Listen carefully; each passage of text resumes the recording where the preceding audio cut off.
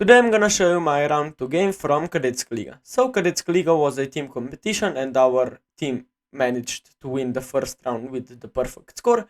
And in this round I was facing Nate's Gaberschek with the black pieces and I had no idea what he will play. And he played the move 1e4, and against 1e4 I played the move pawn to c6, of course trying to play the move pawn to d5, striking in the center. This is known as the Caro-Kann Defense, and after d4 the main line d5. There are many options. You can play e5, the advanced variation. You can take the d5 pawn, and this is known as the exchange variation. You can play knight to c3, the main line, or you can play the move pawn to f3, which is known as the fantasy variation. Very tricky variation, but my opponent simply took the pawn on d5. He takes d5. I took back with the c pawn, and after bishop d3, main line, knight to c6, of course attacking the d4 pawn. The best move and the main line go c3. And after knight to f6, he played the move bishop to f4. This is still theory, this is still the best move. And this variation with bishop f4, my opponent in Ljubljanska Liga, I think the 5th round of Ljubljanska Liga, has played, Matthias Sirk of course, and I played the move bishop g4. This variation is something I know. After queen to b3, you can see that in the game against Matthias Sirk, I played the move queen to c8, and after the game, we analyzed the game and he said that positions with queen to d7 are much better for black. So in this game I knew that and played the move queen to d7. Thank you Mattia of course. And after my opponent played the main line, knight to d2, I played e6, knight to g, knight g to f3. And after bishop e7 I thought this is the main line. But computer wants me to play bishop to d6. I don't know why. Bishop d6 I thought was simply losing the pawn. Although, of course, yes, queen takes b7, there is rook b7, and rook takes b2, but I didn't know the theory in this particular variation. But of course, when queen is on c8, the best move in the position is to play bishop e7, so I thought bishop e7 is the best move, and after my opponent castled, I just castled as well. And in the game against Matthias Sirk, the position was the same after the move castles from me, but my queen was on c8, and in that game I played the move bishop f4 and got this pawn structure, and I knew the ideas in Carlsbad pawn structure very well, so I wanted to win the game, although with the black pieces is kinda hard to win, even though you're playing against lower rated opponent. So after the move castles, he played the move h3, he spent like 5 minutes thinking about this move. After h3 I was very happy because my opponent thought I would play bishop to h5, but I played bishop to f5. I think this is the best move by far. Taking the knight is, I think, not good. And of course, if my opponent were to take the f5 bishop, now I get this bind on the e4 square and my knight will have great square on e4. So my opponent took the bishop, I took back, and after rook f1 I simply played knight to e4, of course challenging the knight. I would never take the knight, but if he were to take my knight, I would take back with the f pawn and had amazing center. So after he played the move rook to e2, trying to double up, I guess, I played the move a6, and the idea of this move is kinda sneaky. I want to play bishop to d6, and after the trade, then queen would be trapped after rook to b8, so this was my idea. And maybe even playing b5 and knight to a5 and knight to c4 then, and getting this bind on c4 square as well. So a6 is, I think, very good idea, although the computer wants me to play g5 very aggressive and push my pawns down the king side and win some space. But I think a6 is very good move, having two ideas, before and of course bishop to d6, because this bishop is kinda annoying on this diagonal, and my bishop is worse than his, so trading bad piece for good piece I thought was very smart. And after rook a to e1 I played bishop d6, he took, I took. He played these moves very quickly, and now he started to think for like 5 minutes, and he took the b7 pawn, and I was like staring at the board for like 5 minutes. What is wrong with me? Doesn't rook f to b8 simply traps the queen? And of course, not always free pawns are good. You shouldn't be too obsessed with the material. Of course, you should calculate if the pawn is really free. So in this case, after queen takes b7, I played rook f to b8, and my opponent was shocked. How did he miss that? Of course, the queen has no squares, the queen is trapped, and after queen takes a8, I took back the rook, of course, and now I have rook for a queen. Of course, he has a pawn, but I will put my rook on b file. I have an extra queen, and I will be able to convert this winning position.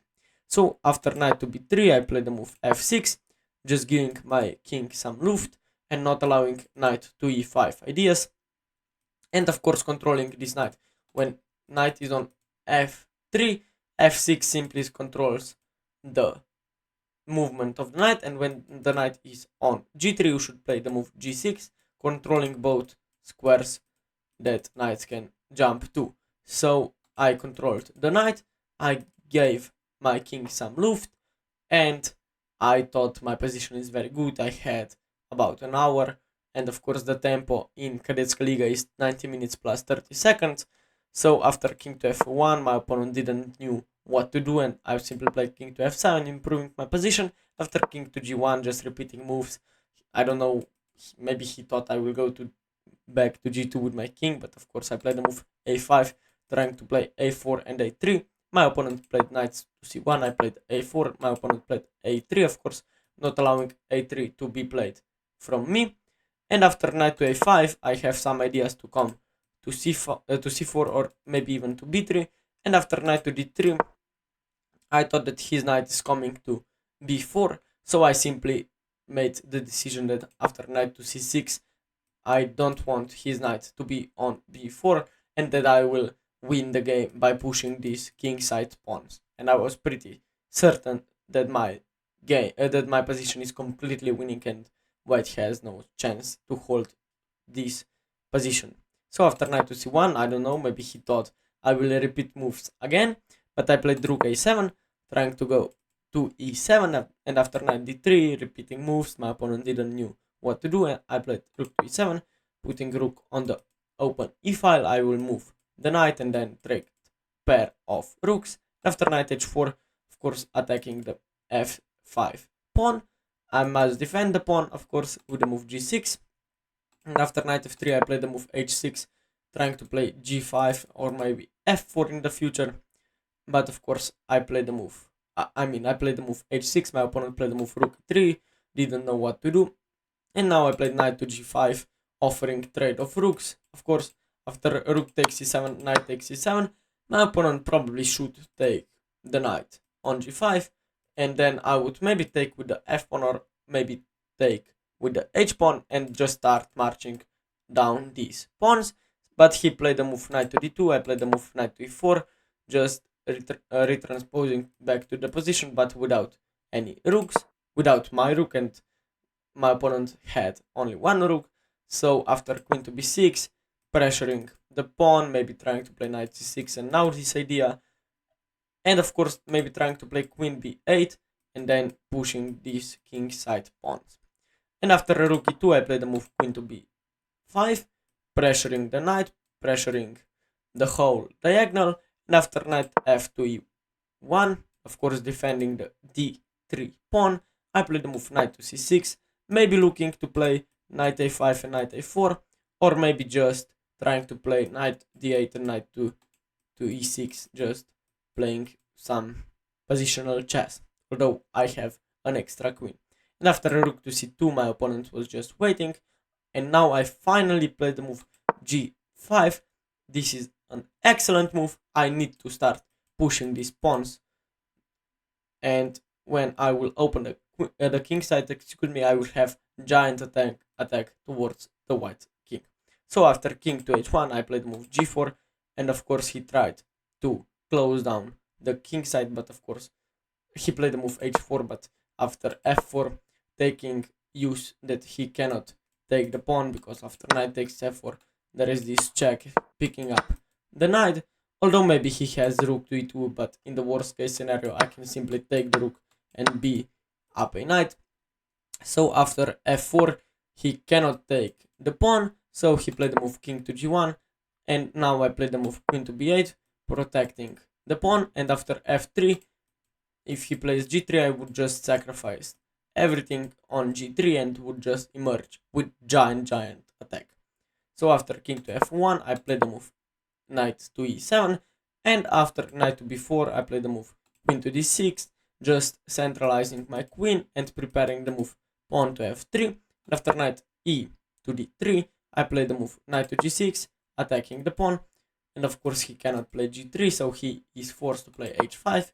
And after knight e7, he played the move king to g1, and now I play the move f3. He played the move g3, but now I can just sacrifice everything on g3 and get 2 pawns for the knight. And after the move king to f1, I give check and then start pushing down the pawns. And after knight to a2, now I have mate in 13 or 14 by the computer, but of course I play the human move pawn to g2, threatening to push the pawn towards queening.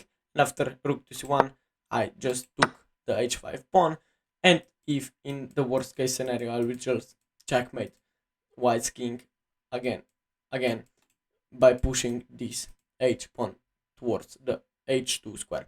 But after knight to f4, I play the move queen to h1, and now the computer finds this g1 queen idea, and after rook takes g1, I have this move, and of course he cannot take the pawn because the rook is hanging, and then I just pick up the knight and have much better position. But after g2, where was I? Rook c1, queen takes h5. After knight f4, I play the move queen to h1, and after king to f2, I play the move queen to h4. Of course, now white can take the pawn, but he will lose anyway, because after knight to f5 I get in. But of course my opponent after queen to h4 didn't took the f3 pawn, but he played the move king to e3, and now you can try to find what move I played. Of course, probably the best move in the position is not to take the horsey, but is to play the move knight to f5, and then there is checkmate in 10, the computer says, but I simply took the knight, and after king takes, I play the move f2, and my opponent resigned, of course, because I will make a new queen. My opponent will sacrifice the rook for one of the pawns, but I will simply make another queen and would simply emerge with a win. So my opponent resigned, I gained some rating points again, and my team has beaten the other team from Nova Gorica with 3-0, I guess, and now we were co-leaders and we were fighting for first place in the tournament. So now only 3 rounds are to go, and we'll try to fight for the first place and the place for the national champion team, of course. So if you like the video, make sure to subscribe to follow more such content, and see you guys in another video.